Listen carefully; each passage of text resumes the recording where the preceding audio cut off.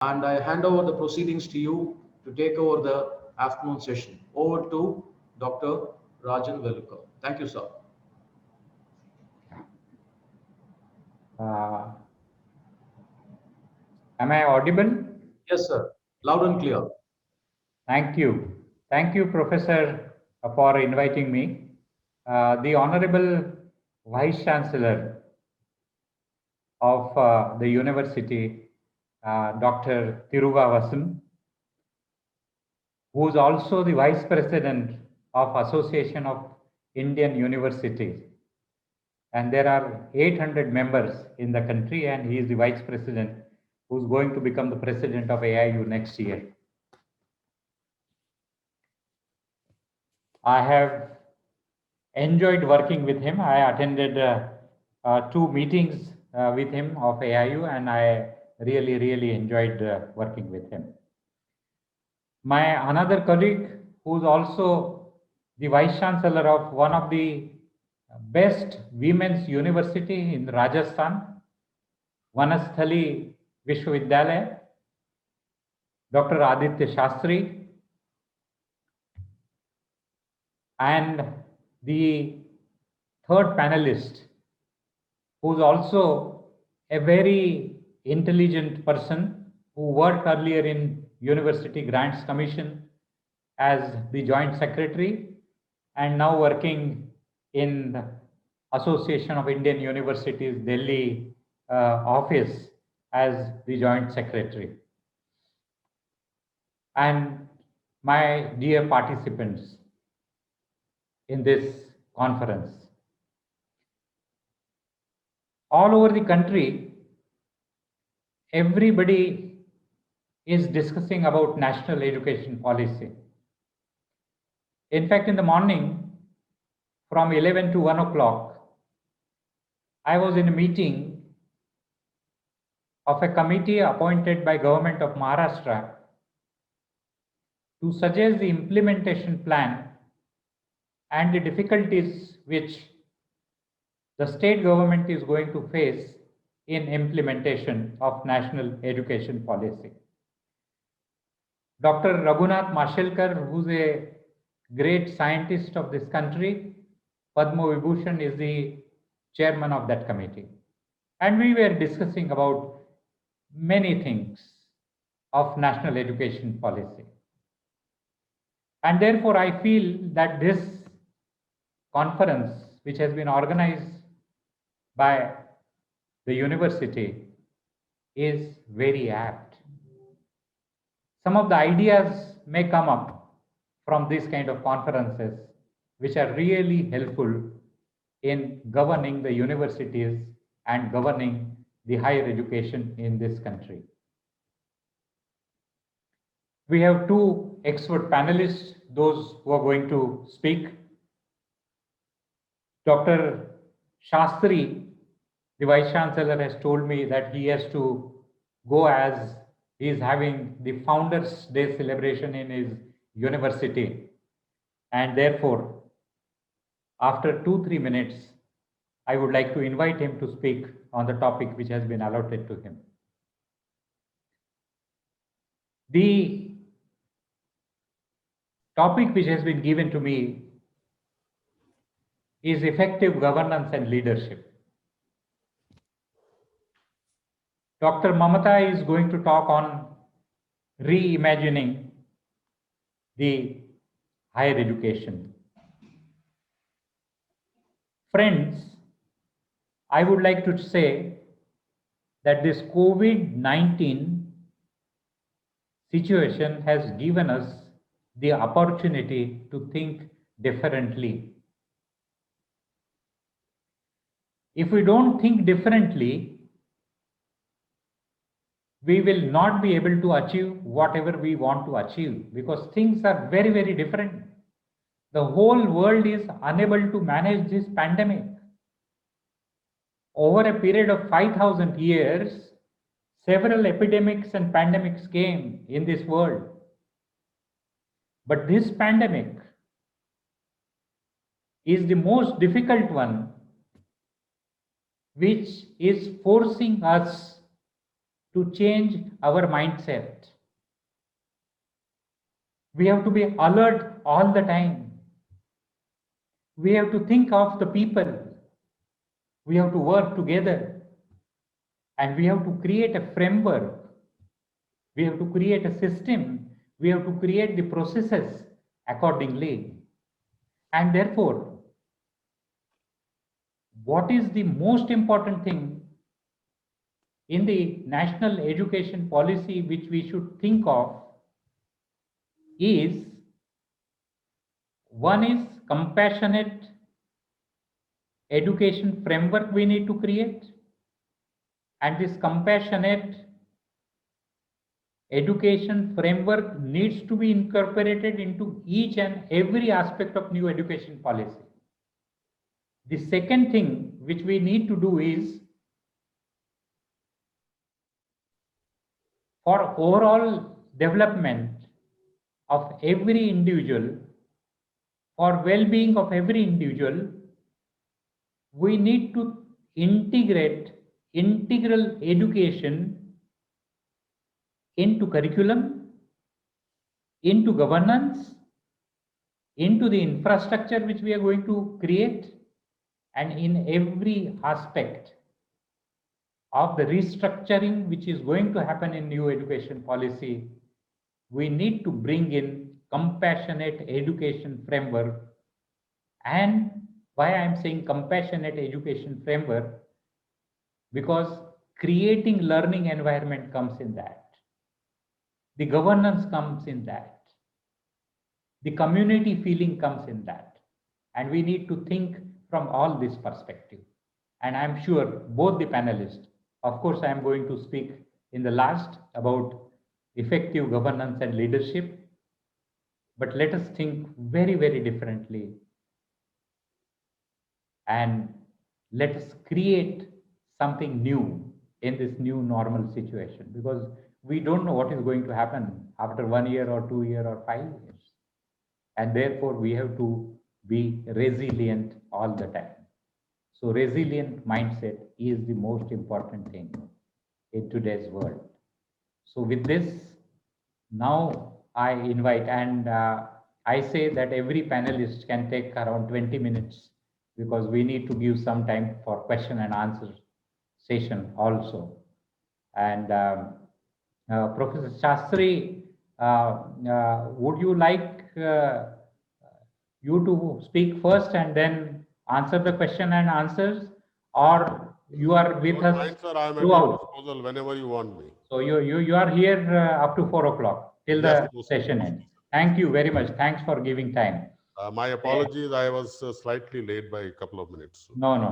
So I can understand the vice chancellor's दो ही हाथ होते हैं और बहुत सारा काम करना पड़ता है. जी sir. So anyway, so now I would like to invite Professor Shastri. You can speak for 20 minutes, and then I will invite Dr. Mamata Rani, and then after she speaks for 20 minutes, then I will take around 15-20 minutes, and then we can invite questions and answers. Yeah. Sure, sir. So, thank you. Thank you. Permission. Sir, shall I introduce Honorable Professor Aditya Shastri to the participants, sir? Yeah, please. I'm sorry. To all the participants, we have with us Dr. Aditya Shastri, sir, Honorable Vice Chancellor of Banastali Vidyapat, Banastali, Rajasthan. He completed his graduation from BITS Pilani and earned master's degree from State University of New York, USA, and PhD from the Massachusetts Institute of Technology in 1990. After serving at the Tata Institute of Fundamental Research for 1 year, he moved to Banastali, where he has remained ever since.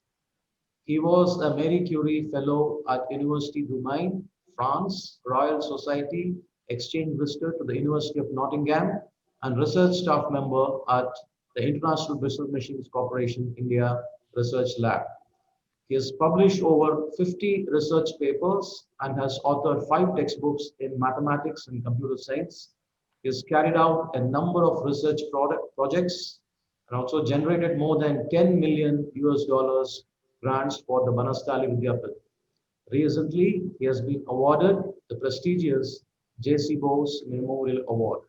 Over to Honorable Dr. Professor Aditya Shastri. Over to you, sir. Thank you.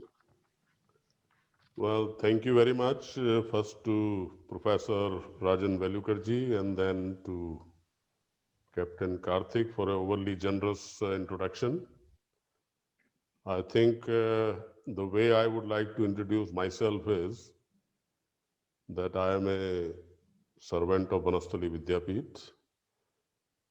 And if you think that I'm trying to be overly modest, then I'm a passionate and committed that I would like to add because whatever we do it with full heart. I'm thankful to the Vice Chancellor of AMET University for inviting me and making me part of this wonderful and so very relevant event. And as we all know, this education policy, NEP 2020, is really a landmark document in the history of independent India. I think for the first time, it tries to envision education in totally different mindset, different perspective, and in my humble opinion, the way education as it should be.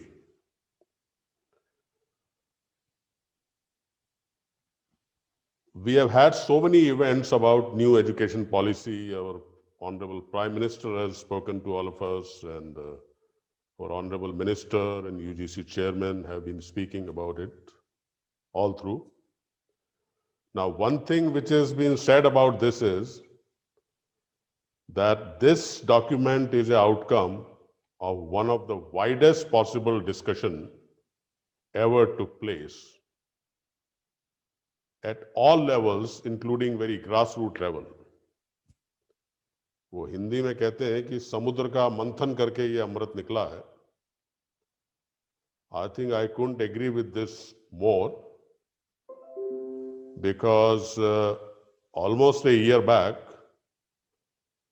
the committee wanted to interact with some deemed to be universities, some selected ones, and I was part of almost a day-long deliberations in UGC office.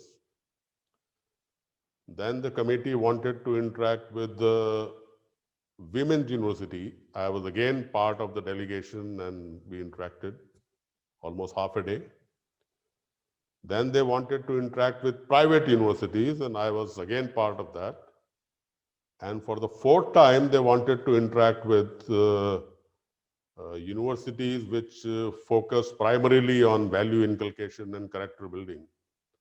And again, I was part of that. And not only the formal discussions, but there was an occasion that I met Honorable Education Minister in Goa late last year in some totally different context.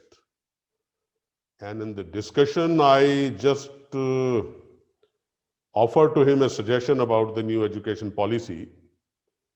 And he immediately connected me with the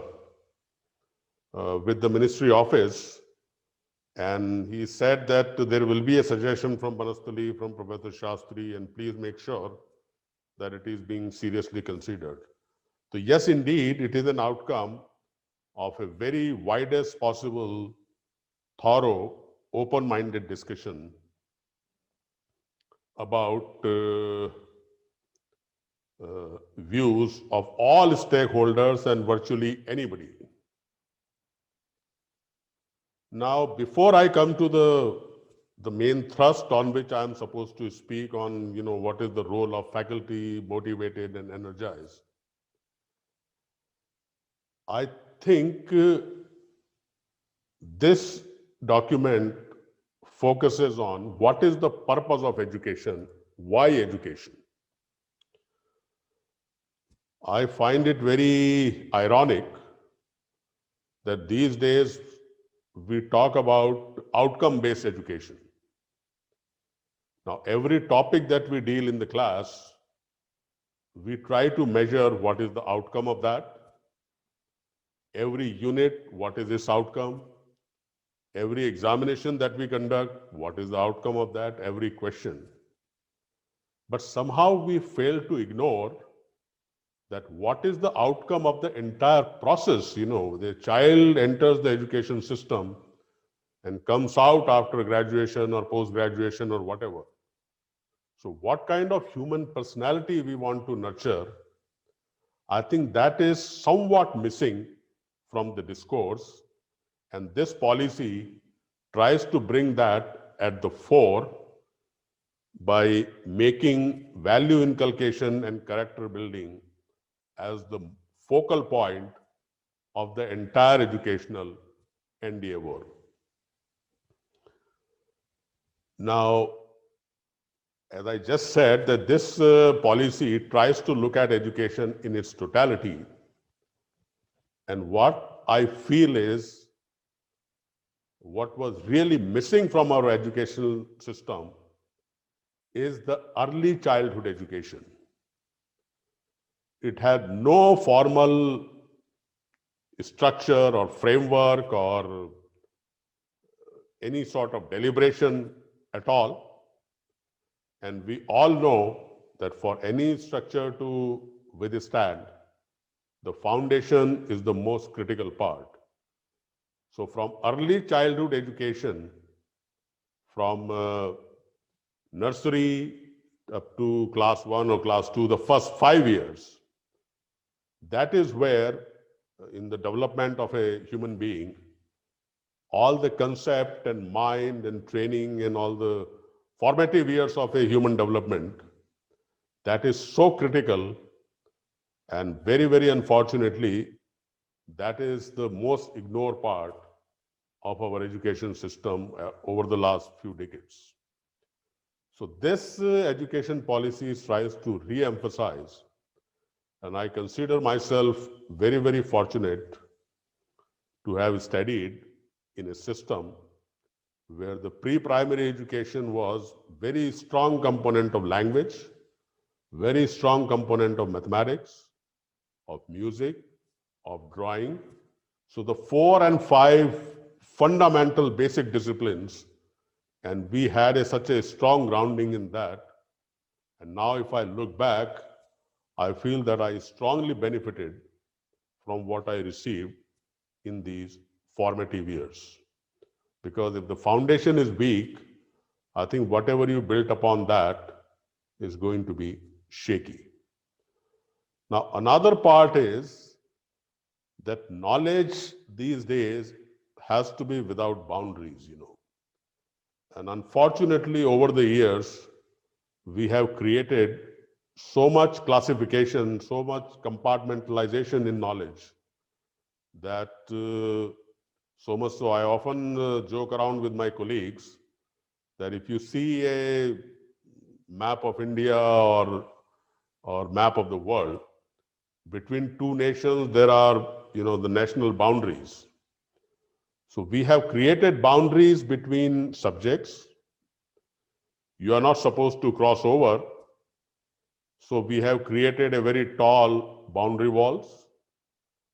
If anybody would want to jump over, then over those boundary walls we have created barbed wires, and nobody should venture to even pole vault. So we have created, we have pushed electricity through those barbed wires. So nobody would dare to even jump. I think so much of compartmentalization and narrow specialization. Now, this is a globally accepted norms, is very, very counterproductive. And that is not good if you want to nurture a very integrated and comprehensive human personality. Just to give you an example, I think in the introduction, it was generously said that I received the J.C. Bose Memorial Award directly from the hands of our Honorable Prime Minister in the Science Congress held in Mysore. And there they were also felicitating Professor Manjul Bhargav, who is the only Indian to win the highest medal in mathematics, Fields Medal, and who is also a member of this committee who drafted this education policy. And it was a great pleasure to meet him, just sit beside him.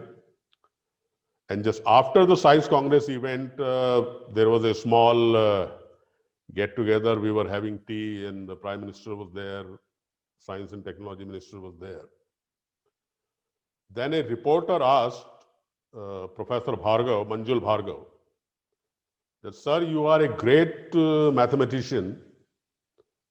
I mean, the highest medal in mathematics you have won. But on the whole, we find that level of mathematics is going down across the country. And what he meant, I think we all understand that there are numerous stories we hear that you go to school and, class 4, 5, 6, 7 students are not even able to do small arithmetic sums. So the question was that the general level of mathematics is going down.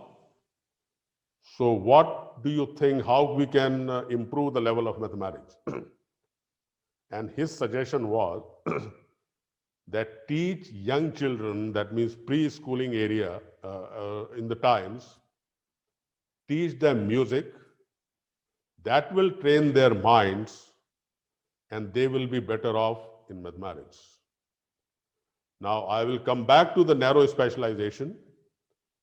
I am a science student.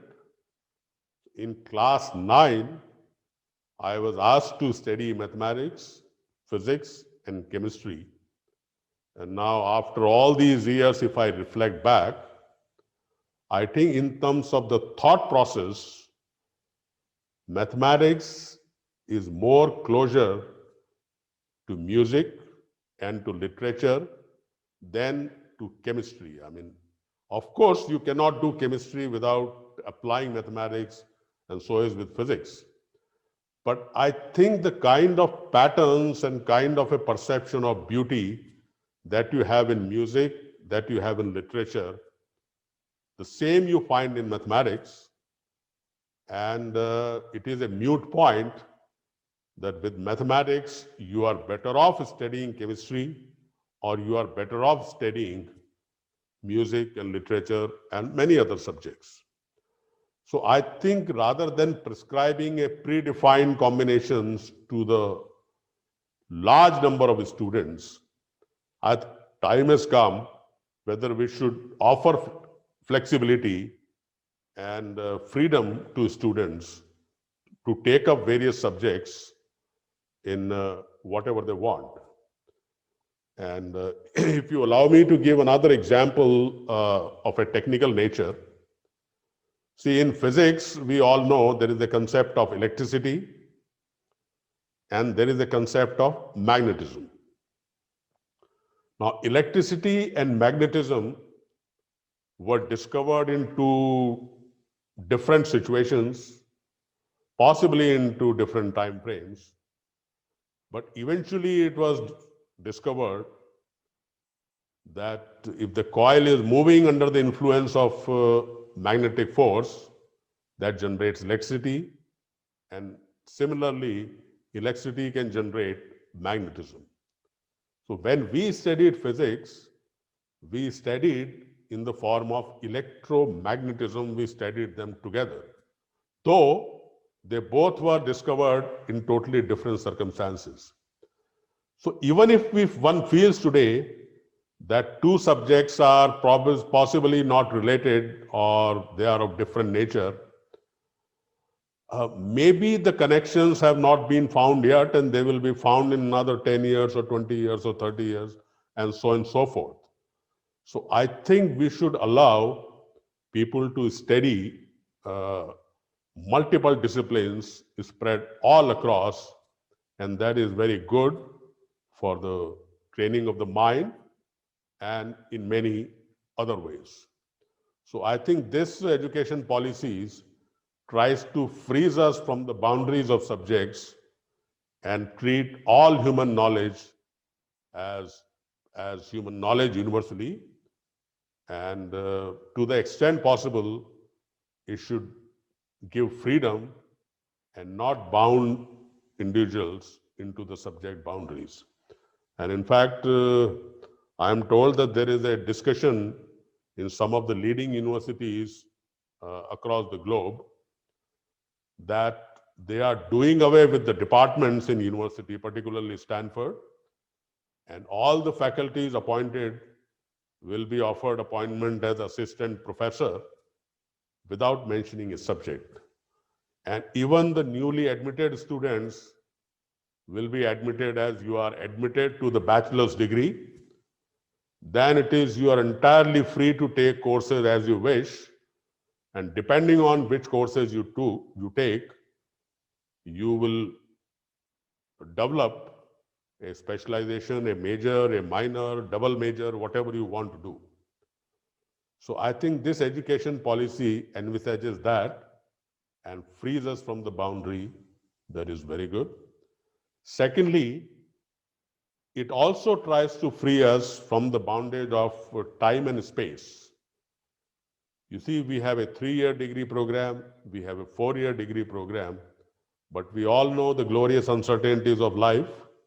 Suppose if you are not able to complete the final year for some family reasons or some financial constraint or whatever reason, that your entire effort goes to waste, which I don't think it is very logical, because if a 3-year degree program, if you have studied 2 years, then you should get due recognition for the work you have done, or if you do 1 year or whatever.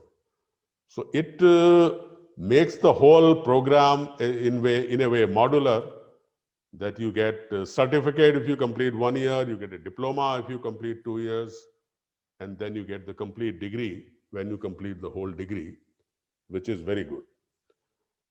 It also recommends very strongly seamless migration from one institute to another institute.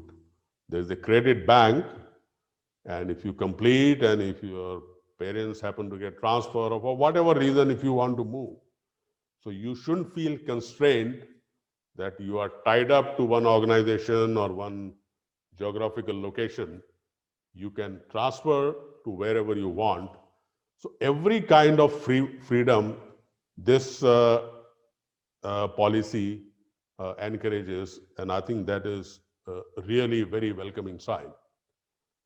There is some discussion about the language aspect, and I'll come to this. I think this 3-language formula, I studied under that, and this policy further underlines this. This is very, very important.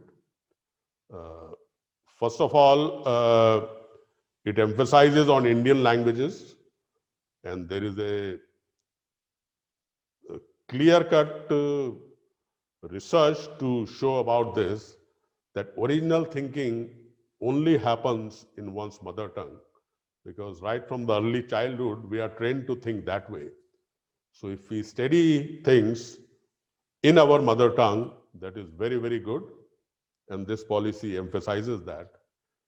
But secondly, I think this point is not much talked about. I have seen a lot of discussion in certain countries where only English is spoken, particularly UK and USA and other parts. And there was a comparison that in Europe, some of the countries are multilingual, where French is spoken, German is spoken, Italian is spoken.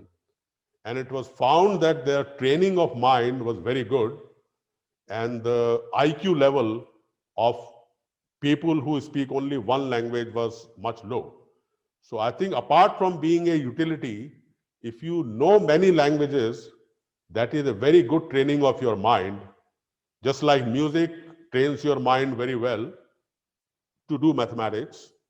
So similarly, I think this 3-language formula, besides being useful, is also very good. But I think all this, what this policy fundamentally does is, it brings value inculcation and character building to its fore. And the way I like to look at it is that people often talk what is the objective of an educational institution, particularly a university. And people say, oh, teaching alone is not the objective. Institutions should do research. So I think every structure rests on the four pillars. So if teaching is one pillar, research is one pillar, obviously, two pillars structure will be not very stable. But then people talk about community engagement and extension work and social sensitivity and so on and so forth. Universities cannot be in ivory tower. They have to be responsive, sensitive towards societal needs.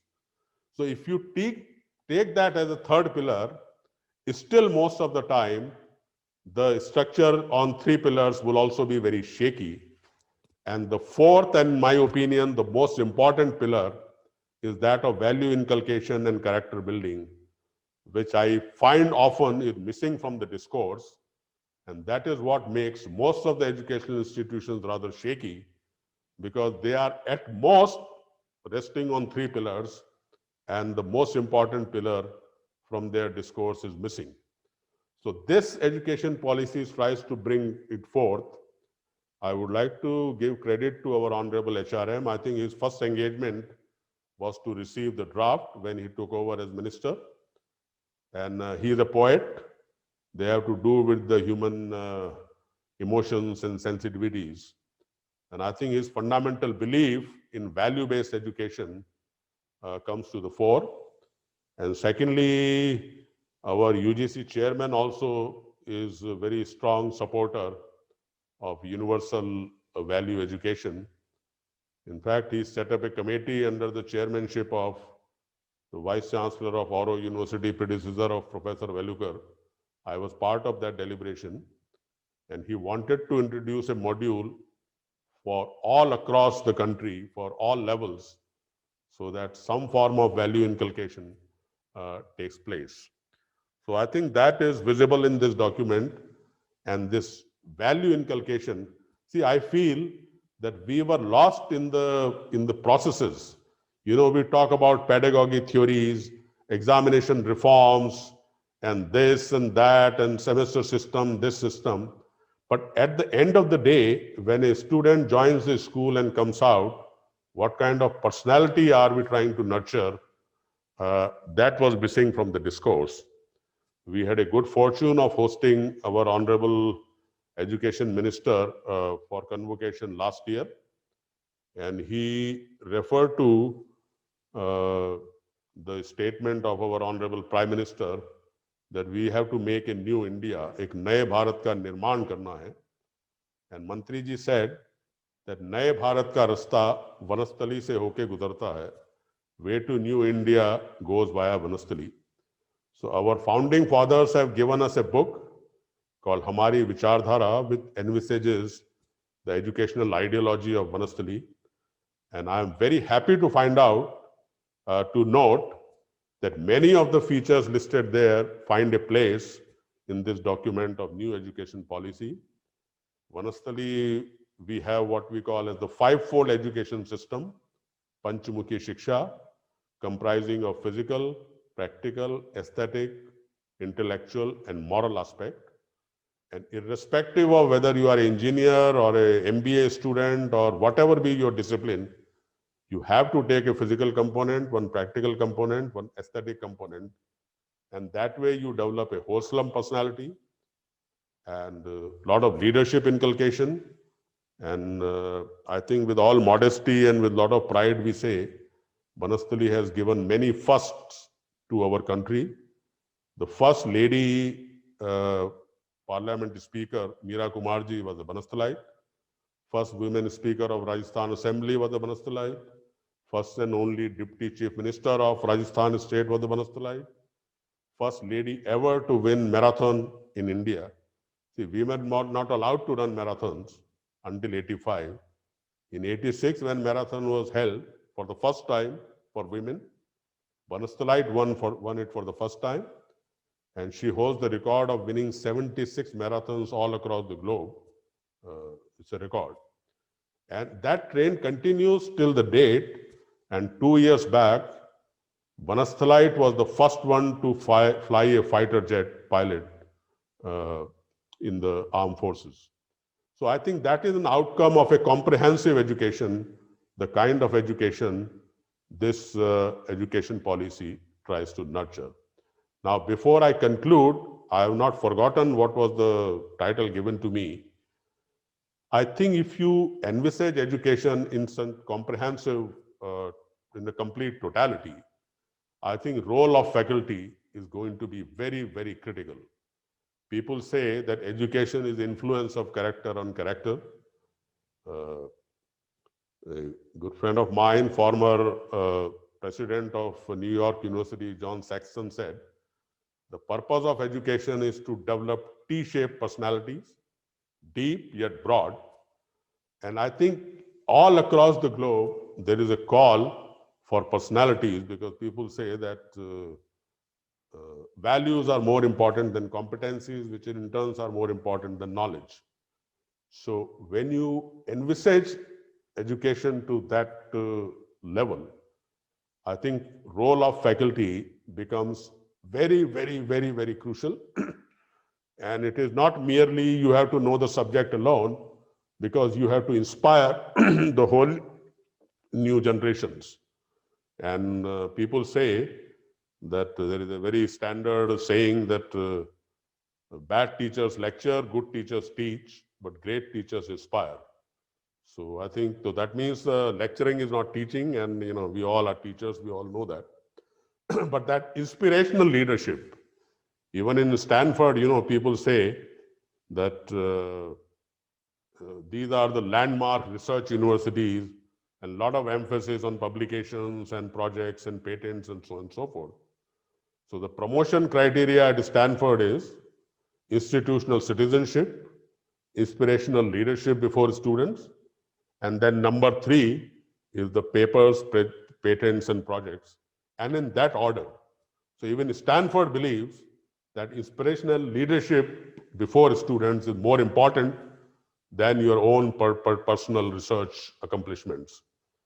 And let me give you one example of my own alma mater, MIT. We had a sleeping organization, Alumni Association of MIT, Indian. And many years back, the chancellor of MIT, Larry Bacow, who is the president of Harvard these days, he came to India, and reporters asked him that, sir, how do you MIT decide new courses, etc., etc.? And he gave a long description that best way to predict the future is to invent it, so we are ahead and so on and so forth.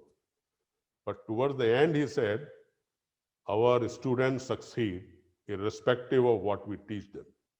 And then he explained that our idea is to develop the human character to fire in the belly and to fight and to relish a challenge and so on and so forth.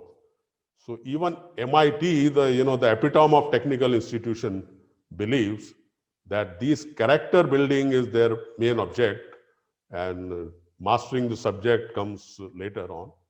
So I think from all across the globe, whatever was the sign, this education policy encompasses all of them very wonderfully.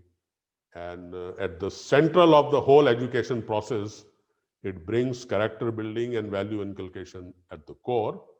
And I think now that talk is about implementation, and the biggest challenge that will come is to how to orient teachers towards this new paradigm. I think Banasthali has a very structured teacher training program. Based on that, Government of India, MHRD, gave us a very substantial project and set up a faculty development center here so that we can orient faculty from the neighborhood, nearby areas, and some other colleges. And I think faculty training would be a very crucial thing. But I think once we focus on the right emphasis, and whatever we achieve that way, and highly motivated and energized teachers to do that, I think whatever we can do. See, people sometimes say that, oh, well, it's nice, it's a document and it's nice to write it, but how far it will be implemented. I think policies are meant to be vision documents. They are not meant to be a micro level detailing of do's and don'ts. So I think that is for all of us, incumbent upon us, to evolve what is the most effective implementation strategy. But I think if we all keep that focus in mind and strengthen our institutional focuses and emphasis and design our own policy and keep motivating and energizing faculty, I think the vision of the new India is not that far. I think this education policy puts us on the right track. So I wholeheartedly welcome this policy. And I thank you, thanks AMET University and the Vice Chancellor for giving me this opportunity of sharing my views. If there are any questions, I'll be happy to take up towards the end. And that's all for now from my side. Over to Professor Rajan Velukar, sir.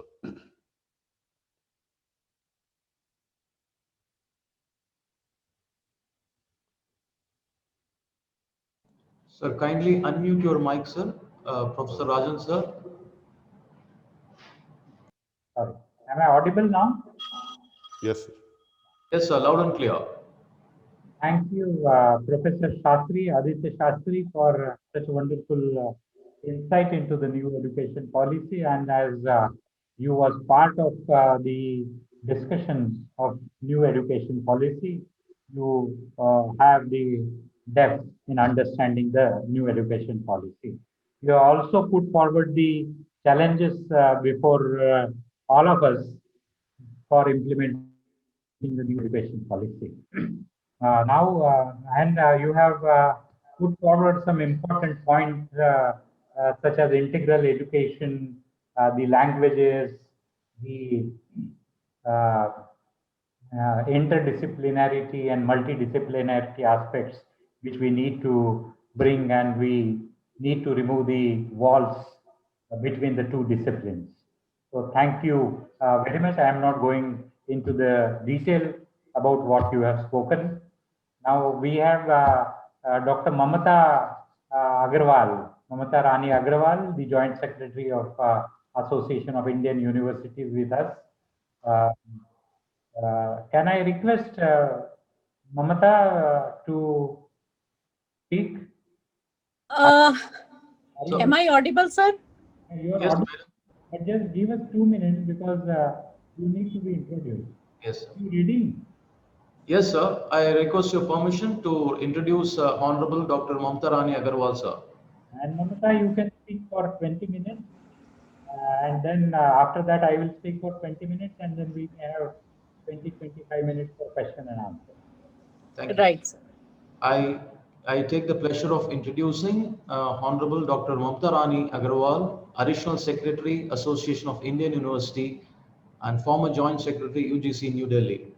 She is an experienced educational administrator who served in the University Grants Commission as Joint Secretary. She has held the position of Director of Education at Navyuk Schools Educational Society, Delhi. His Excellency, the President of India's nominee in the Board of Governors, National Institute of Pharmaceutical Education and Research, Kolkata.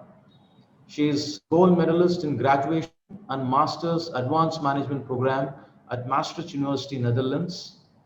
She has compiled and edited 5 volumes reference book, that is Handbook of National Education Policy. She has traveled extensively to more than 50 countries to attend conference and present paper. She was an international speaker at University of Columbia, New York. She's one of the first few lady pilot officer of the Indian Air Force. Thank you, Madam. I extend a warm welcome to you, and over to you, Madam, for the address. Thank you.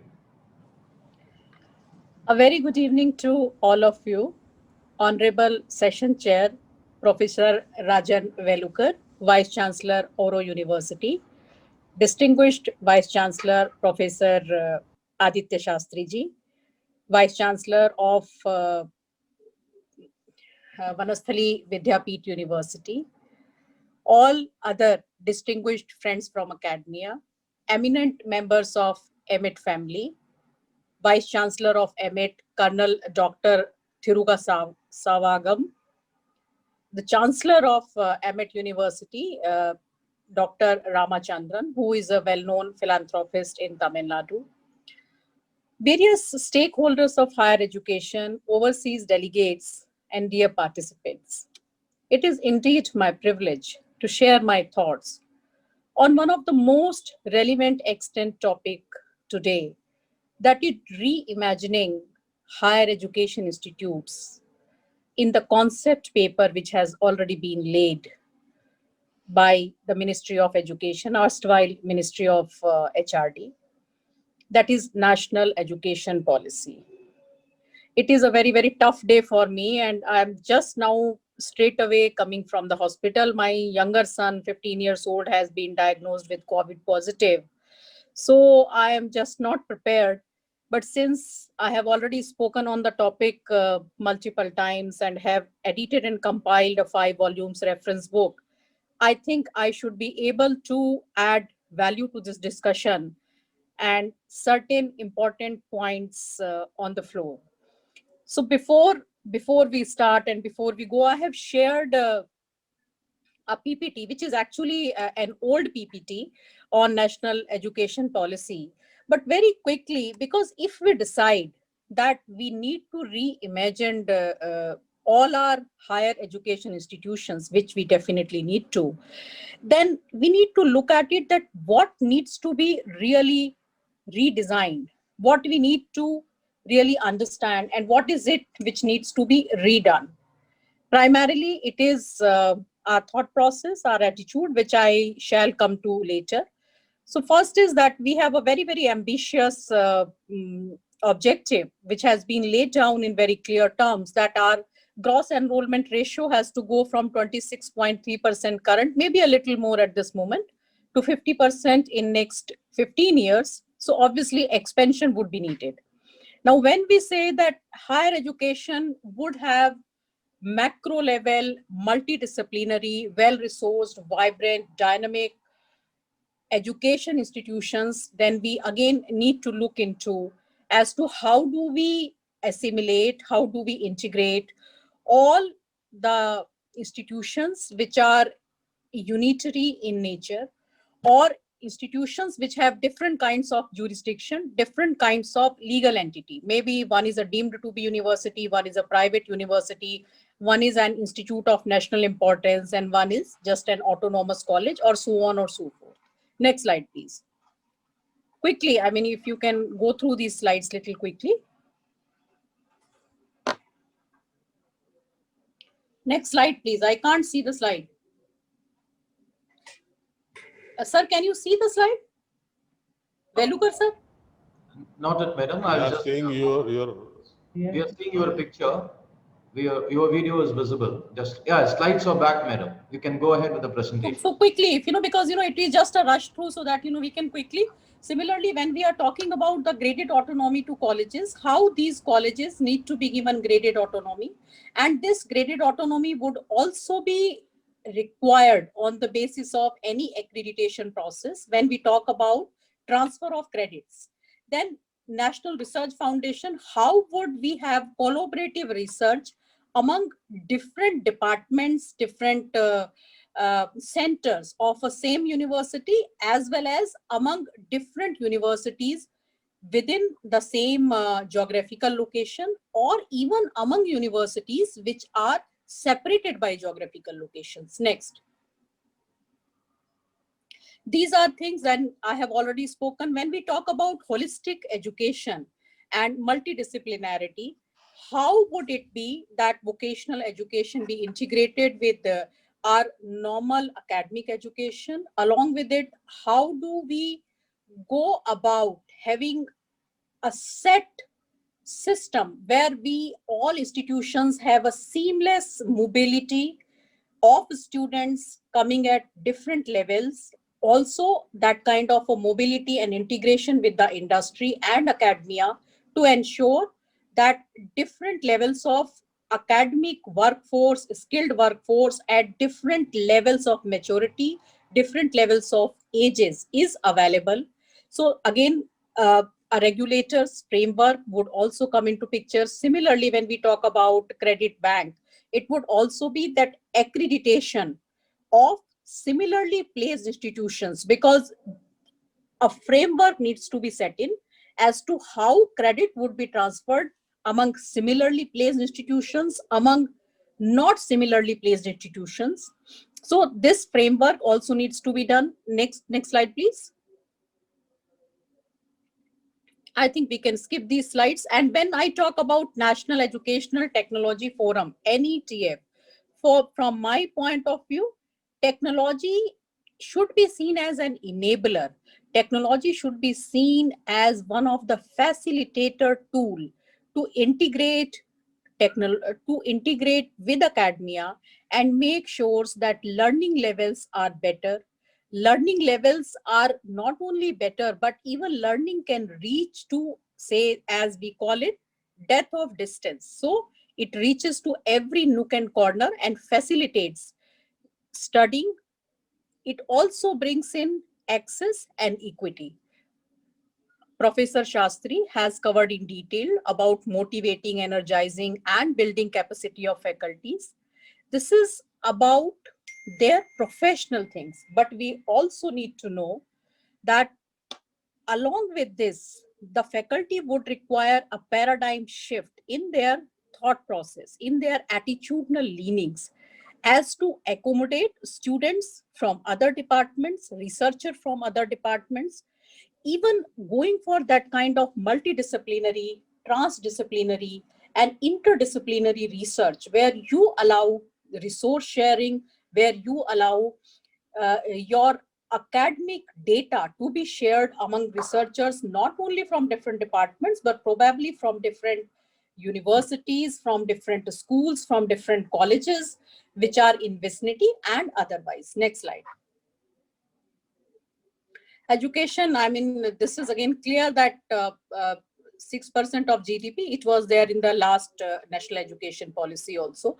But what one important point here is that government has focused, and government has again and again brought in the point that philanthropic private partnership is to be built in. So probably we also need to look into as how our institutions to be well financially lubricated, how can they kind of have that kind of linkage with the industry, that kind of linkage with the philanthropist, that kind of linkages, so that we can not only have internship, not only have our updation of curricula and other things, but we can also invite substantial funding. And I think all of us who are attending this conference today also need to look into why Tata's, Ambani's, and all our business houses have been substantially funding research in some of the universities abroad. But when it comes to indigenous funding, why are they hesitant? This thing about gender inclusion, not only gender inclusion, for all socially, economically disadvantageous learners, how do we bring in, how do we make a campus which is really, really equitable, which is really, really accessible, not only in terms of its physical infrastructure, but also in terms of having no boundaries of thoughts, attitudes, leanings, or biases, prejudices, stereotypes. So providing equal opportunities for success to all the students would also be needed. So again, it would need a paradigm shift in the thought process of academic leaders, of the faculty members, of the peer group, of the non-teaching staff, of the people who are working in the back end. So in my personal opinion, the whole implementation of national education policy is based on the paradigm shift of attitudinal changes and attitudinal leanings. Next slide, please. I think these other things are that there would be Indian Institute of Translation and Interpretation. Again, Professor Shastri covered that we all understand, think better, and in a country which is as diverse as India, a country which is a country where at the time when in 1947 we got our freedom, more than 1200 languages were spoken. If we want that our regional talent, if we want that our children who are maybe a Odia child may be the best technical one, but since he has a problem with English language and non-availability of good technical content in Odia, you are not, as a country, we are not in a position to tap his or her potential. We are not in a position to actually take him into an inclusive envelope of saying that, we are actually harnessing our entire demographic dividend. So these are some of the challenges which I feel. Next slide, and then I come to that how we can set up the whole reimagining of higher education institutions in probably 5 to 6 broad categories. So when we talk about this, then probably what it is needed is that entire system can be, we can divide it into 5 or 6 main things. The first thing would be that how do we create multidisciplinary large higher education institutions. Number two would be that how do we integrate vocational education with our normal academic education system. Thirdly, how do we integrate access and equity paradigms into the whole concept of not only of physical infrastructure, but in mental, emotional, social infrastructure of an education institution. Next would be, as Professor Velukar has spoken and Professor Shastri added on, that how do we inculcate, how do we integrate the value education system, the Indian tradition and culture, जो भारत की सांस्कृतिक धरोहर है, कि एक बच्चे को अगर हम ये कहते हैं कि वो पूरी तरह से शिक्षित है तो उसे 64 कलाओं में पारंगत होना चाहिए, art, music, mathematics, everything are our traditional Indian values, how to integrate those values. Another aspect of would be how to actually inculcate a culture of research, honest research, time bound. I think I would still like to put some timeline, though it is difficult to say that absolutely timeline research. And a research which is honest, which is regional, which is addressing the local concerns. And how do we all, as an academic community, we integrate? So let us first come to the first part, that how do we create institutions where higher education institutions, where it would be a multidisciplinary higher education institution.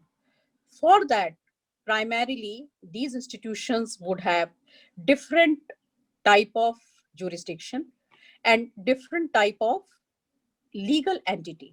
The legal entity can be that one is a private university, one is a public university, one is a deemed to be university, and so on and so forth, or maybe one is just a college or an autonomous college.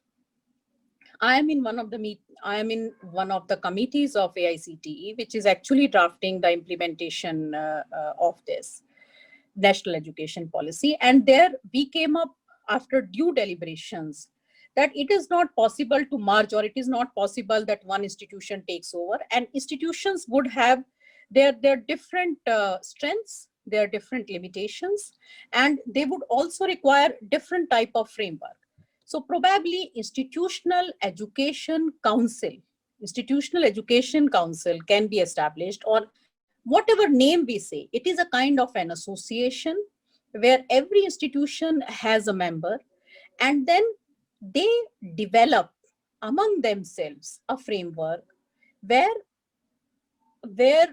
institutions allow, accommodate even have a uniform set of timetables, allow that maybe core subjects up to 70% subjects are to be in a classroom brick mortar mode, and maybe 30% or 20% would be as one thing which I coined, it is that on campus, at home. So we decide a ratio where theoretical subjects can be taken from the on campus, and then theoretical can be at home, and practical or lab oriented can be taken. And similarly, if suppose one institution has very good physics department and other has very good dancing department, then these students of one school or one center or one department or one college or one nearby university, they are allowed to study certain subjects, certain papers in their certain courses in their where they have taken admission, and otherwise they are allowed to use the resources and can take certain subjects, maybe core subjects they can take where they have taken admission, and the remaining ones they can take from where they can actually access the other strengths of those areas. This is how this can be done. Similarly, a mentor mentee, which is happening in many cases, UGC was doing it, AICT is also doing it, that all the institutions which have certain strength and have come to a certain level of well established themselves, they can handhold their partner institutions who are either in the nascent stage of, or they're in the budding stage of their existence, or still kind of developing or being developed to be a full-fledged institution. This is one of the things. And again, like as I was saying, institutions have to come up with a framework that maybe core and foundation electives can be up to 70 to 80%, open electives again 20 to 30%, and how many are accepted in a brick mortar mandatory mode, and how many can be by MOOCs or SWAYAM or ODL or other ways of doing it. For this, even regulatory bodies have to have a broad guidelines for restructuring the curricular structure to create this multidisciplinarity. And even undergrad, postgrad, at all level, there is certain certain framework would be required. Another thing was how to make sure that access and equity can be ensured. So give me, I think if I can have a slide, I'm not too sure.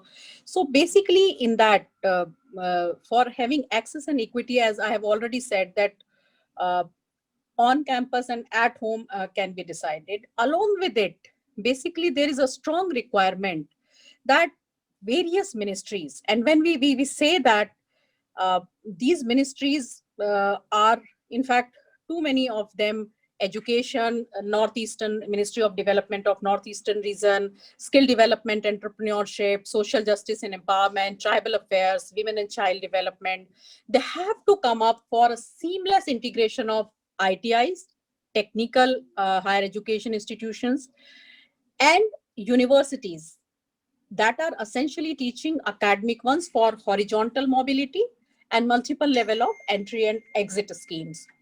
There, there are already available that relaxed standards, oblique reservations, measures to ensure admission of SEDG, that is socially and economically disadvantageous group of students, in lowering the cost of technical education and lowering the cost of even higher education by fee concessions, by flexibility, on campus and at home education mode, disbursement of books on loan by library can be one such example, providing of financial assistance, scholarships, and again having one kind of a uniform portal, because different ministries are disbursing different types of assistance and scholarships.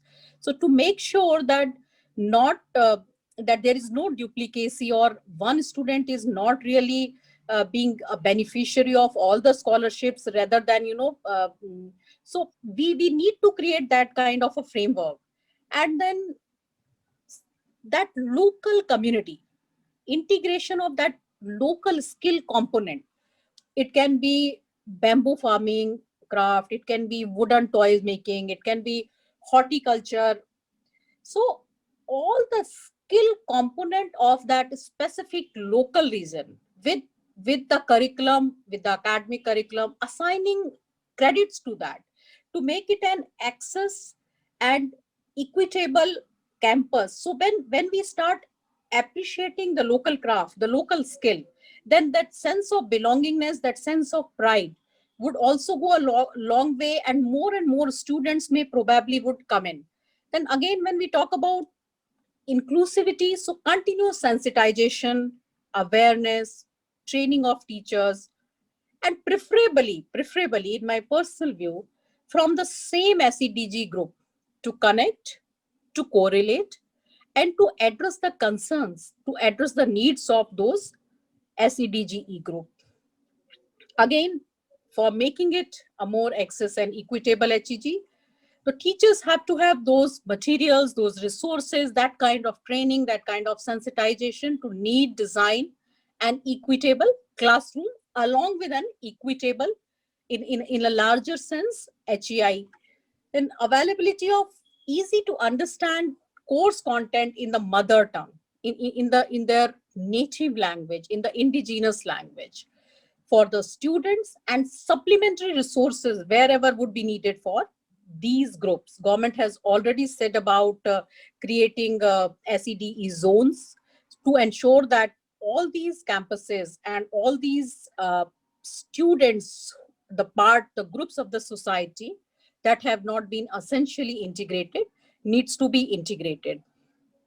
I think one of the most important thing when we want to make these reimagined HEIs with 100% access and equity, which is probably a dream, then in the academic governance of these HEIs, we need to have a local SEDG groups participation. You may have a panchayat sarpanch maybe in there, this thing, or a very well respected, or a little better read one can be in that academic governance. Then we require well defined measurable objectives. So cultural inclusion, if suppose there is an institution in Manipur, then it needs to celebrate the diversity, the culture, the language, the lifestyle, and the food of that specific region, to make it an institution which is part of it, and which is an inclusive, accessible institution.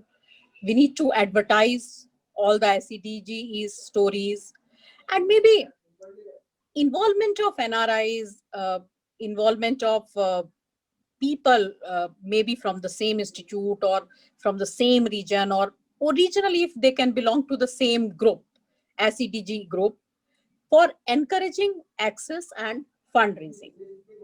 Now, these are a few of the things which I think when we talk about making it accessible. Now, next comes is when we think about an HEG to have technological interventions. Now, when we talk about technological interventions, I always think that Peter Drucker, an Austrian American management consultant, educator, and author, made a statement in 97 that 30 years from now, big university campuses will be relic. Universities won't survive. It is as large a change as when we first got the printed books, or probably the steam engines. One for the part of reading, and steam engine for the part of mobility. But it has yet not happened. It's almost 23, 24 years. So in my personal opinion, technology is a very wonderful tool. But technology in the hands of a good teacher is transformational. So no technology can ever replace great teachers, or if I may say so, our great Indian Guru Sishya Parampara. But with this, I also reminded of one of the quotes by Cisco's CIO. We asked customers what their biggest barrier was. We asked customers what their biggest barrier was. to driving digital transformation, they said it is culture. They said it is culture. Here, culture probably applies to thought processes, attitudinal leanings, psychological comfort zones, situational reactions, and so on and so forth. But COVID 19, COVID 19 has changed and it has brought in an opportunity in itself. I think it has changed our thought process, our technological adaptations, our way of doing things, addressing the issues, and it has actually accelerated the digital transformation of education. The whole paradigm shift with predominant virtual teaching and remote working hours. Now it has become monumental rather than being an incremental change. So when we talk about education or say ed tech, how would our future campuses be? I think our future campuses would be highly ed tech phenomena based. So there would be a broad base of an integrated ed tech phenomena. So what I always say that what has COVID changed? Trust me, it is not the virus. It is not the virus, but the imposition based amended thought process. So are this Can you this just take another 2 minutes so that we can, I think next session is at 4 o'clock. Am I right, Mr. Karthik?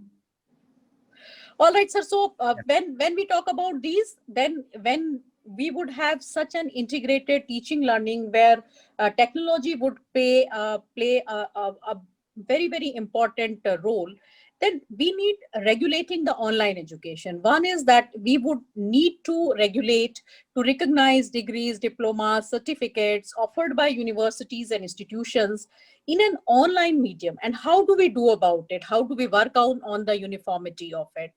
We need expertise in the content creation, in the content hosting, in the platform for the content hosting, appropriate pedagogy, teachers training in that.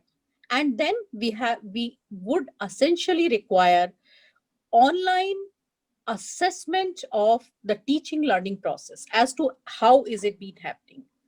For this, we also need to address the digital device because if you, as per the very recent National Statistical Office report, only 24% of Indians have that internet facility. So when we talk about this divide, probably we also need to look at that how can we develop programs on low bandwidth, which are accessible on low bandwidth, or can it be supplemented by some radio transmissions? So institutions will have to teach in a blended mode.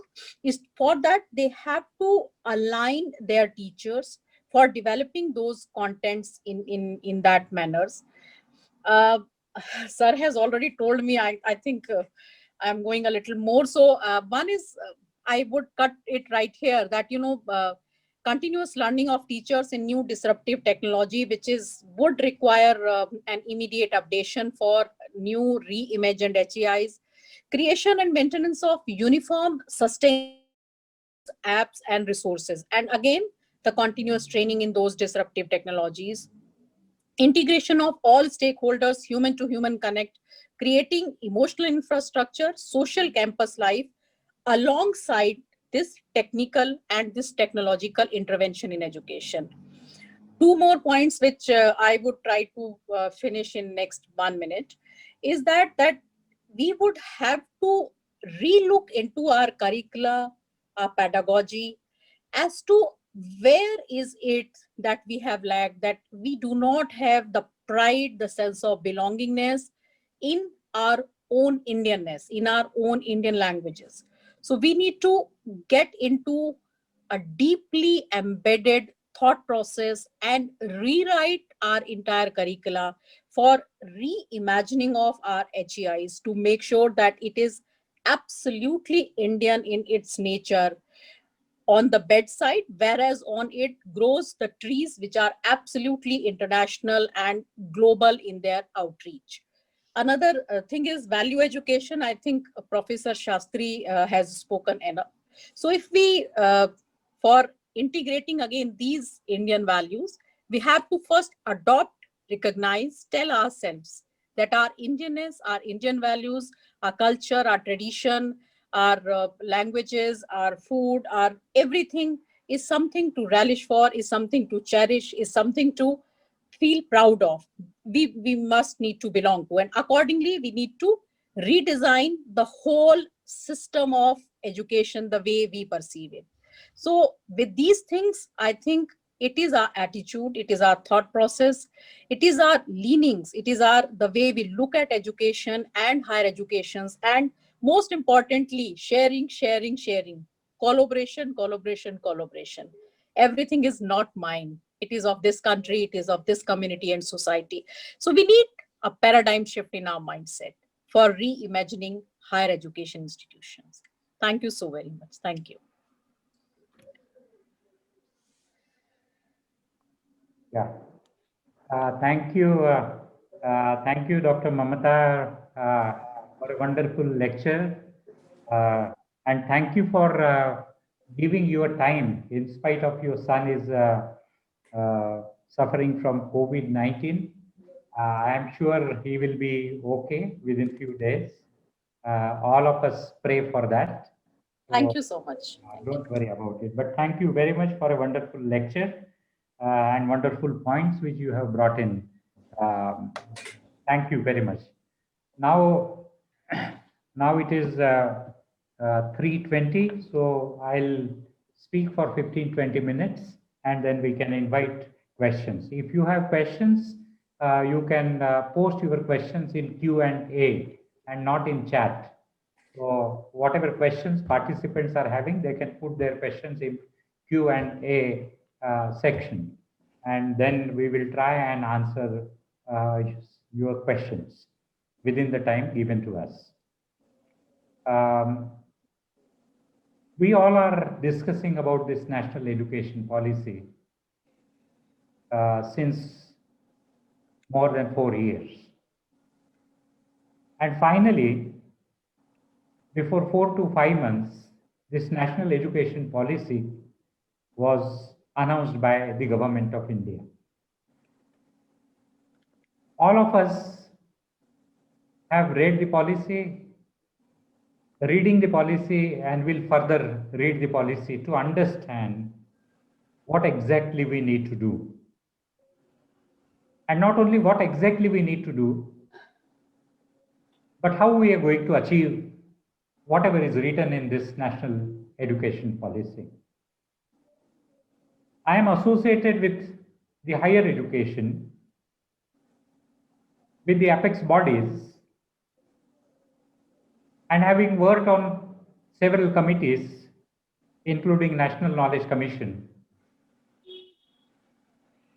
every time we talk of bringing revolution into the new education policy, because changes are happening faster than what we are thinking. The changes are happening faster than every individual is graduating.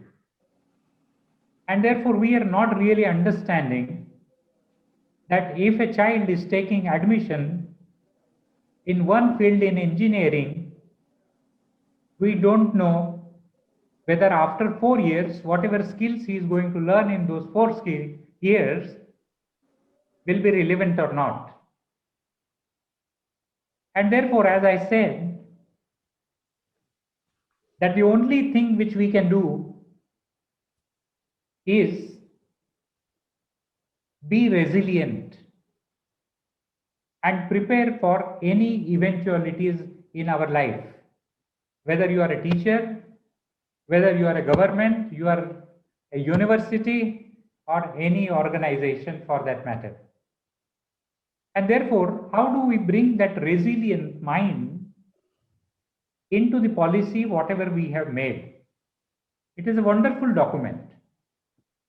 The Kothari Commission also was a wonderful document. Radhakrishnan Commission was also a wonderful document. 1986 policy also was a wonderful document. This is also a wonderful document. Trying to bring excellence into this document.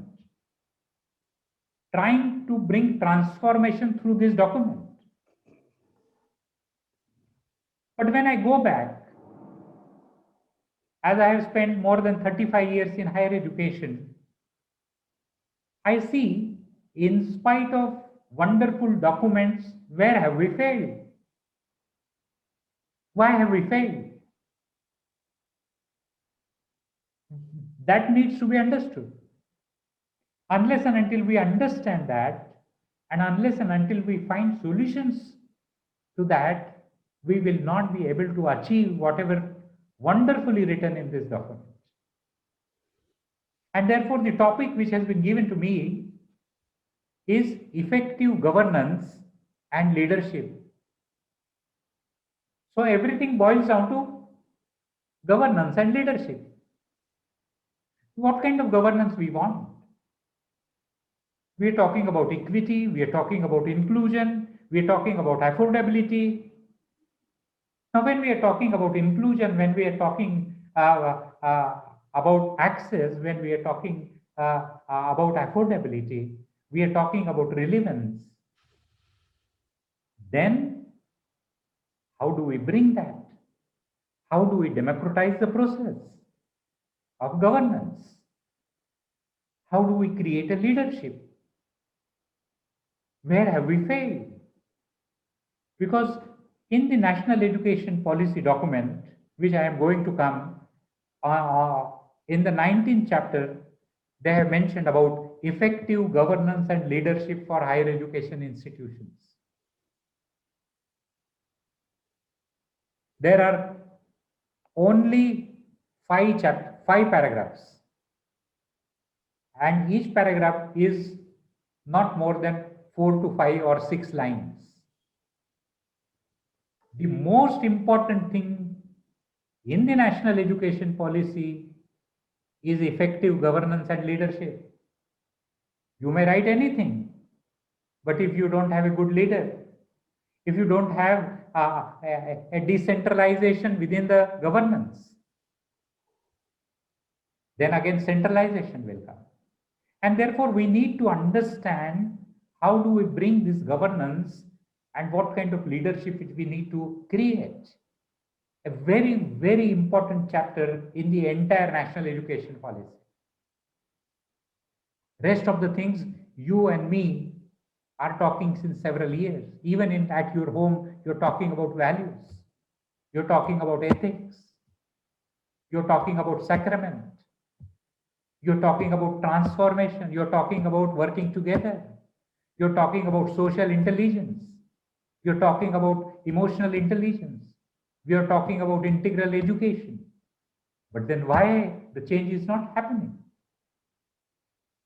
Where it has gone wrong? And what care we need to take? And therefore, I am going to take few minutes of yours to tell you about the concept of governance and the concept of leadership. In the chapter 19 of new education policy, what they have said, what we have to do is, there are more than 44,000 colleges in the country. We have to grade them. That is what they are talking about the graded accreditation. Then we are talking about autonomy. To more and more colleges, we need to give autonomy. Now we need to do away with affiliated system. Now, if we want to do away with affiliated system, and if we want to give more autonomy to the colleges, then we need to create that kind of governance system which will enable. So those enabling provisions which at the center level they will have to create, as well as they will have to create those enabling provisions at the state level. And for that, because I am part of the discussion in 2 states, one is Gujarat and the other is Maharashtra. And therefore, people are bringing some confusions which they have in their mind. And therefore, we need to create that kind of governance system. That should be the foremost thing which we should do. If the governance system is good, everything else will happen. And therefore, governance is very, very important. So in this chapter 19, they are talking about graded accreditation, graded autonomy within the period of 15 years. We have sufficient time to create that kind of governance. Then the national education policy is talking about governing through board of governance. Now we need to understand from where we have taken this system. As in our constitution, we have taken the laws from different countries. Similarly, this board of governance system we are drawing from Association of Board of Governors USA. There are different governance system in different world. Australia has a different governance system. UK has a different governance system in education. US has a different governance system in education. China has a very different kind of governing system.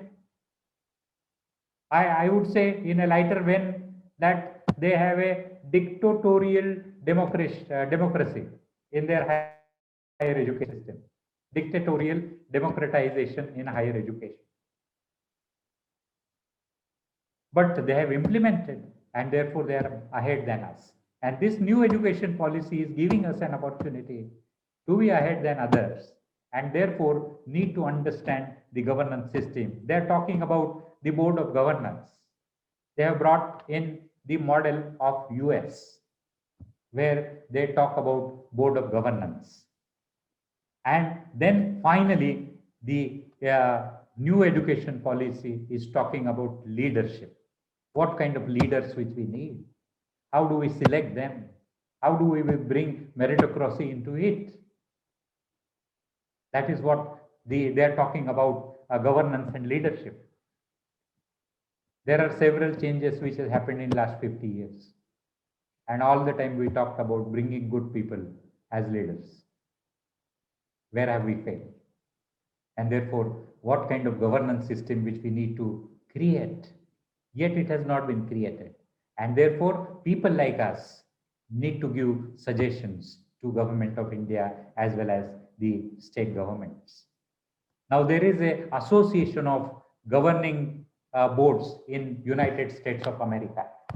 There are different governance systems, Australia, Africa, UK, China, and other places. We need to understand that also. But basically, the board of governance system, what our new education policy is talking about, has been drawn. That is my opinion, and that is what I feel is from Association of Governing Boards. They have made some changes. Now, what would be the role of this board of governance? Where you have board of directors. One is the ultimate responsibility for governance of the institution rests in its governing board. So the governing board is the most important board which will drive the vision in the new education policy. Number two, the board should establish effective ways to govern while respecting the culture of decision making in the authority. There would be several authorities.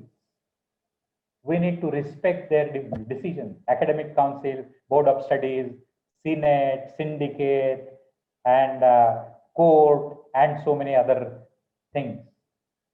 The third is the board should approve a budget and establish guidelines for resource allocation using a process that reflects strategic priorities. And therefore, this board of directors will have to see how they are going to generate the resources. Not only depending on the 6%, if at all, they are going to be spent on higher education by the Government of India and by the state government. We'll have to see. The fourth is, board should ensure open communication with campus constituencies. The governing board should manifest a commitment to accountability. That is what I am talking all the time. Bring accountability. If there is no accountability, there is no use of any document. And accountability is at the top.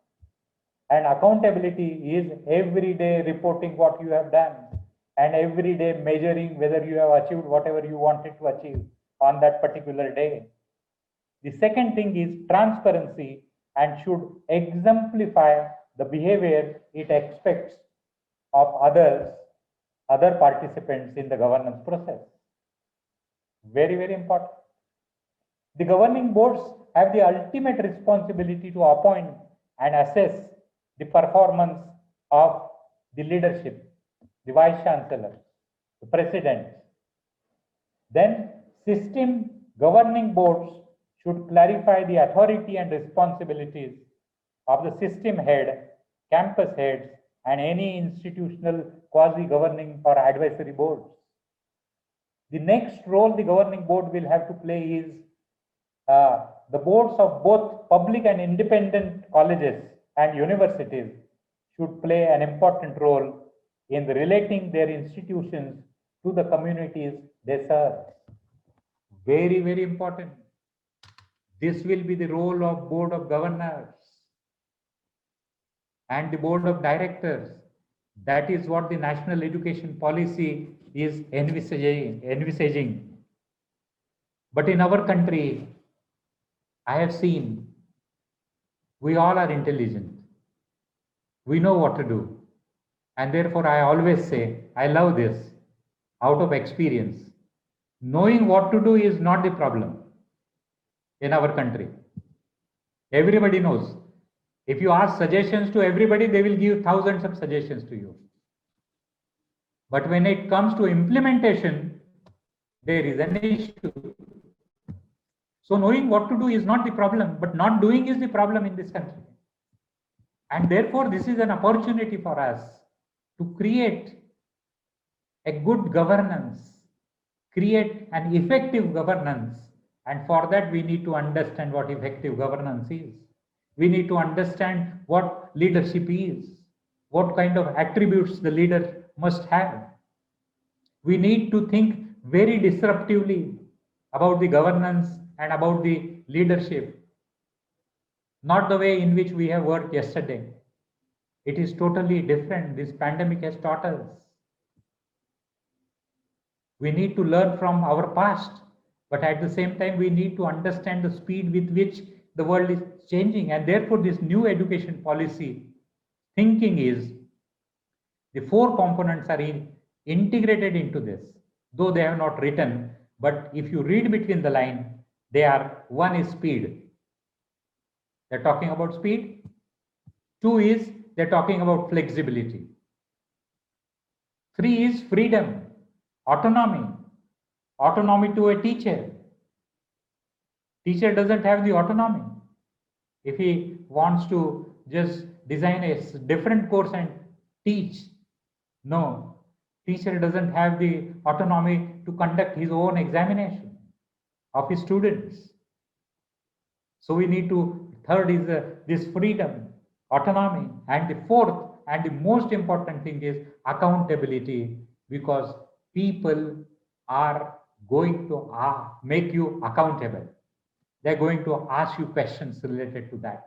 And therefore, when we are talking about effective governance, we will have to understand these 4 components in the new education policy. Saying is easy, writing is easy. You can write a beautiful poem, you can write a beautiful report. But when it comes for implementation, there lies the problem. And therefore, in next few minutes, I'm going to tell you what needs to be understood from the perspective of effective governance and leadership. One is, we need to understand the concept of leadership and good governance. That is the first thing. Everybody, whether student, teacher, managers, vice chancellors, the chancellors, and the ministers. Second is, we need to examine the relation between leadership and good governance. There is a relationship between the two. Unless and until we understand the relationship between the two, we are not going to achieve. And therefore, what is the leadership role? What is the role of leadership?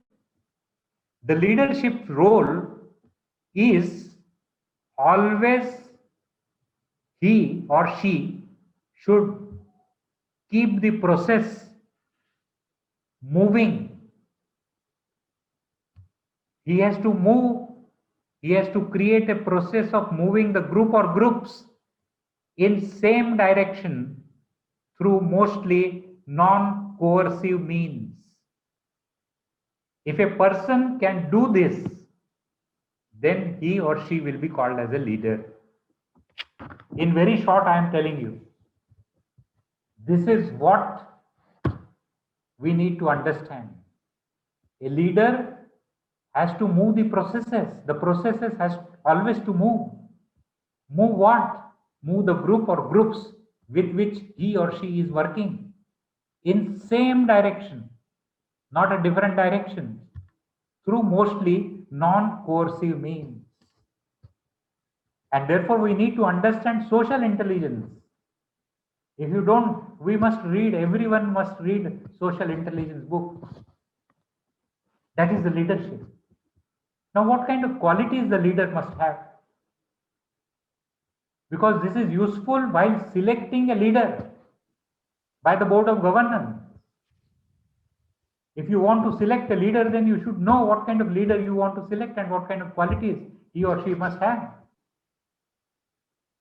The leadership qualities that are relevant in fostering good governance, inter alia, are skills, attributes, experience, and achievement. These are the four things which are very, very important. So what are the kind of skills the leader must have?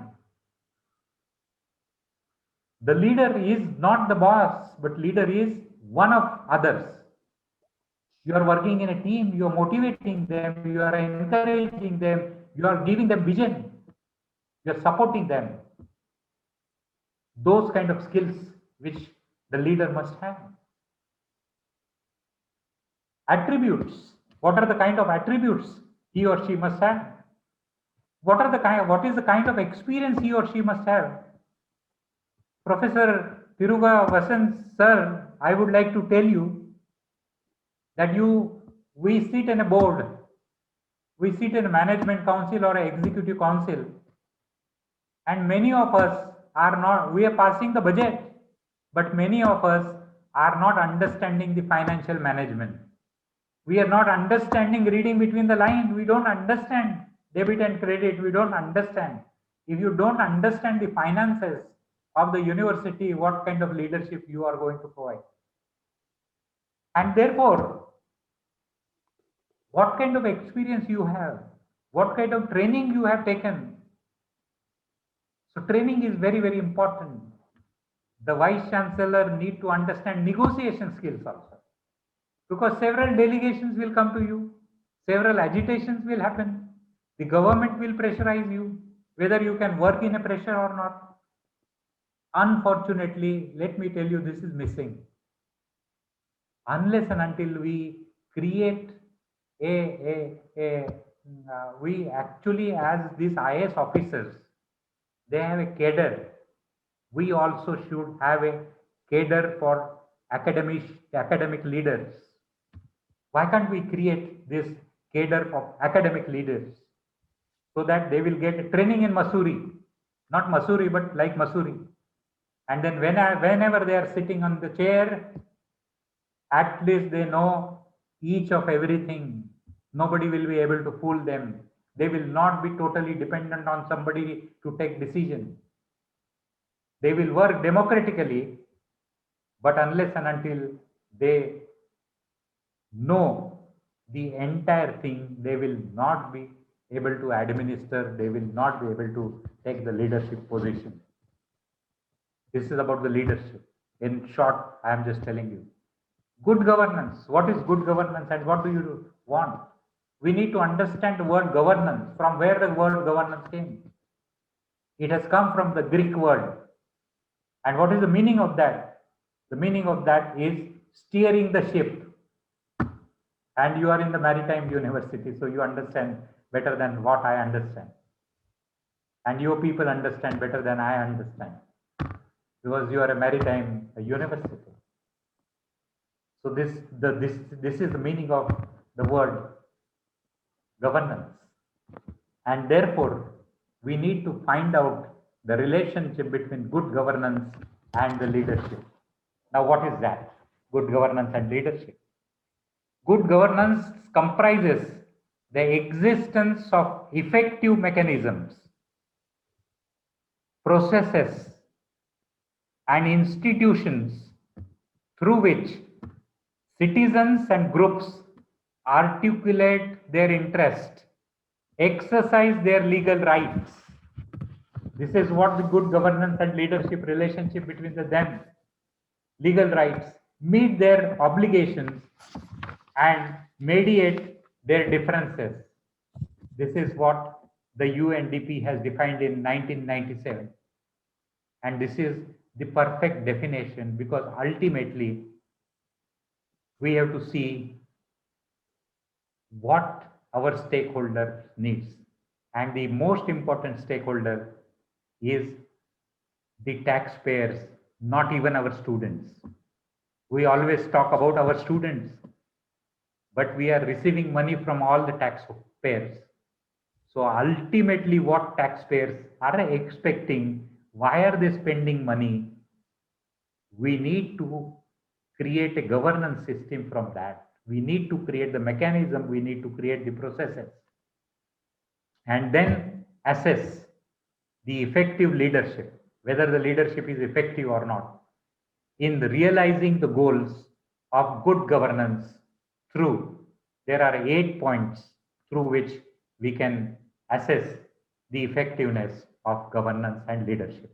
Number 1 is participation, that is community.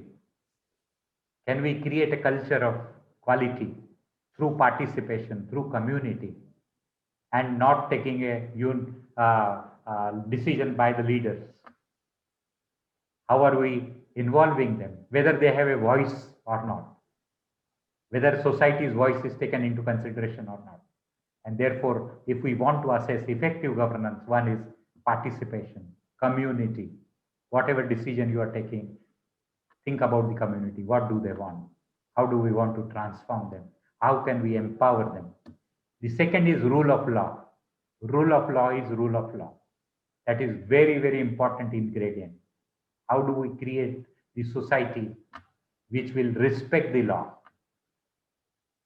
We have seen that people are not respecting the law. Even this pandemic situation, they're not taking care of themselves. And therefore, the second spike.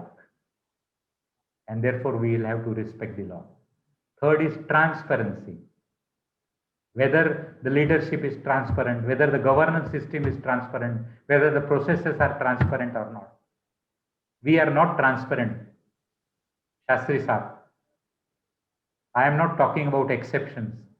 But when we are giving 3 marks out of 5, we are not telling the student where your 2 marks has gone.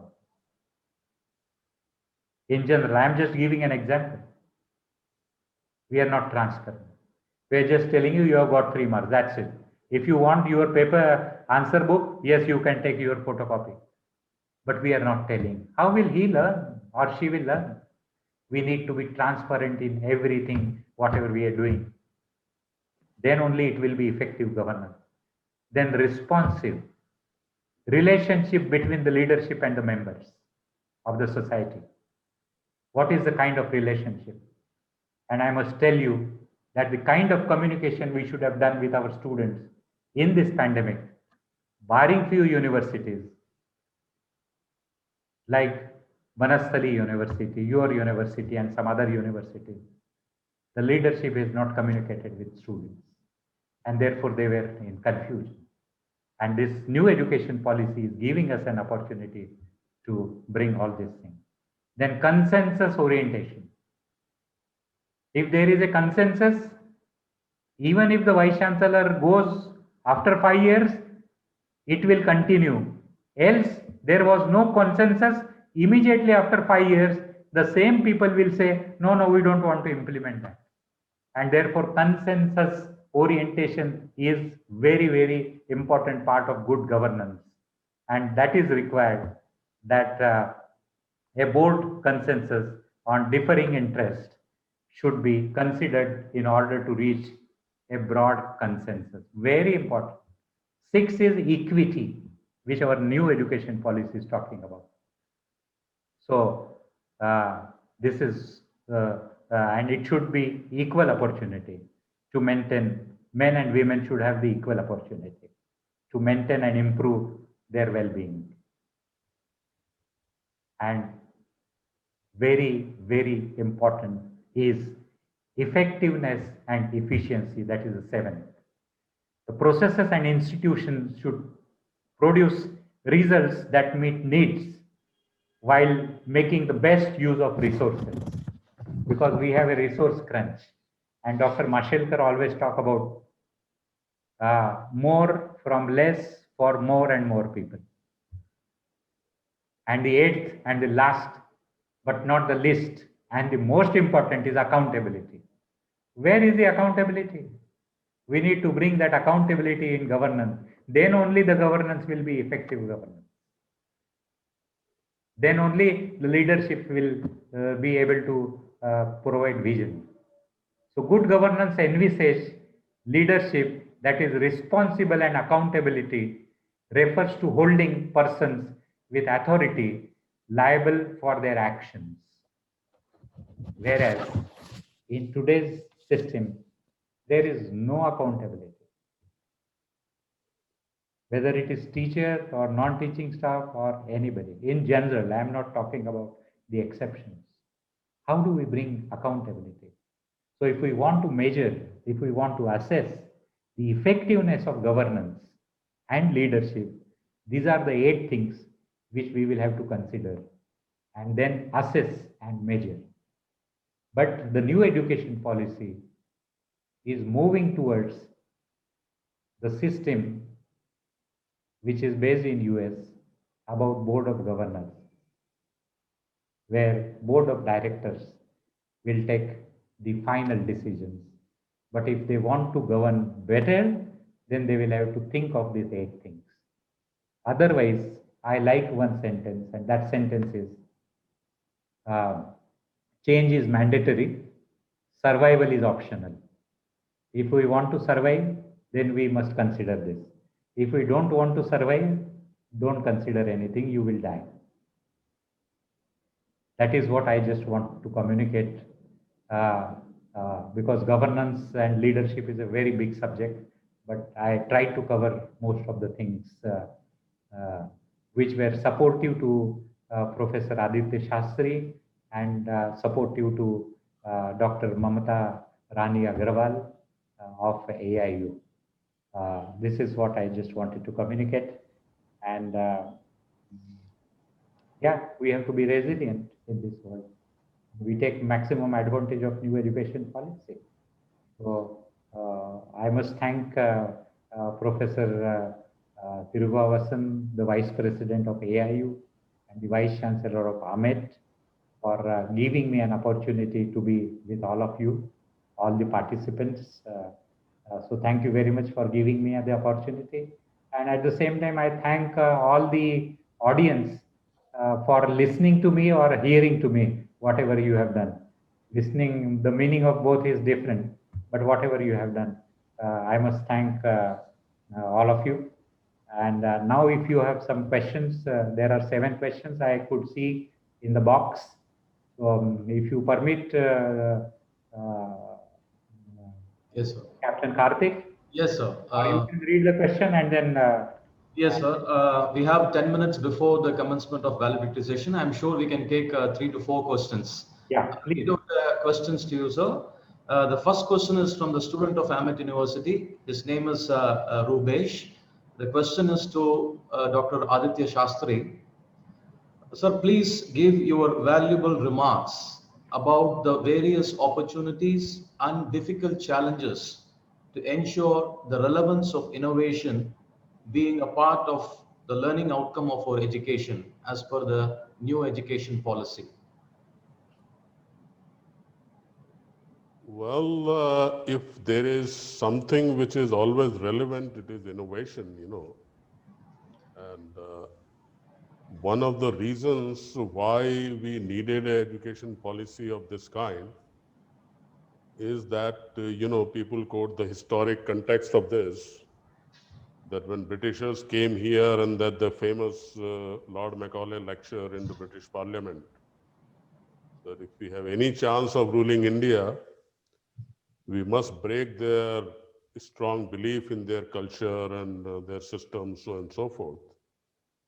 And we should make an education system which develops trained manpower, basically, you can call them clerks for our need. And I think that shadow of Macaulay sort of continued uh, perhaps longer than what was necessary. So therefore, innovation is relevant, it has to be nurtured. And that is why this comprehensive education, which calculates what Dr. Mamta said, 64 kalaएं. So education is not complete until it's very comprehensive, because human personality has many dimensions. So if you just develop one dimension at all, you see,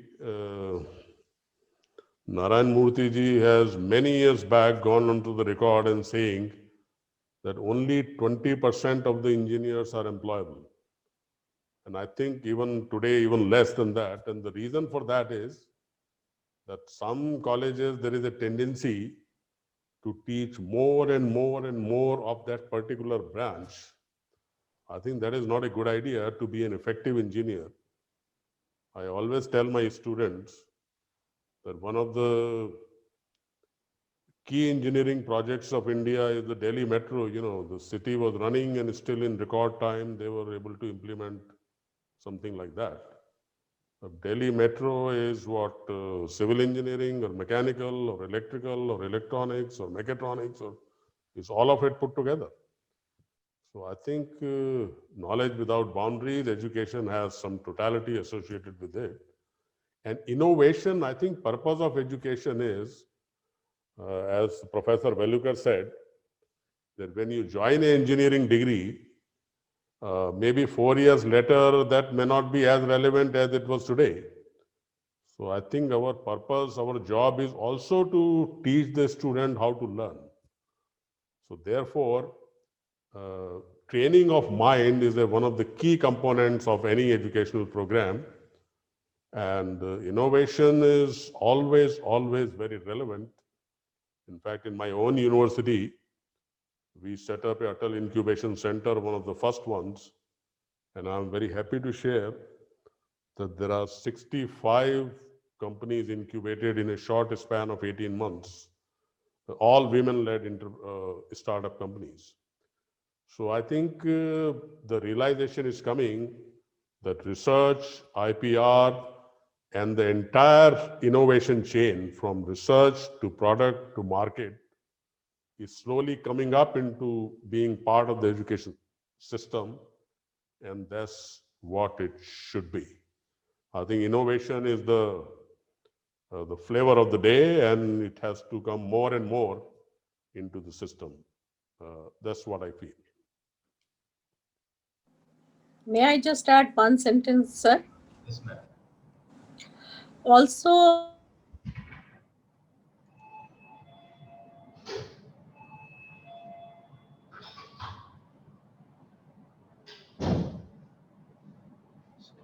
So the video is getting freezed.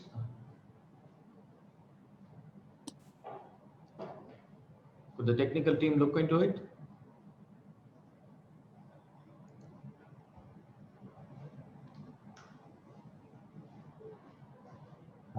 Captain, Yes, sir. these panelists are also on board.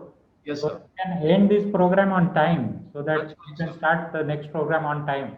Yes, Hi, sir. Dinesh Singh, sir. Uh, Hi, Professor Dinesh Singh. Namaskar, namaskar. Yes, sir. Namaskar, sir. Aditya Shastri from Manastri. Thank you. So, Namaskar. thank you, sir. With that, the afternoon session comes to a conclusion. And from here, we move on to the valedictory session.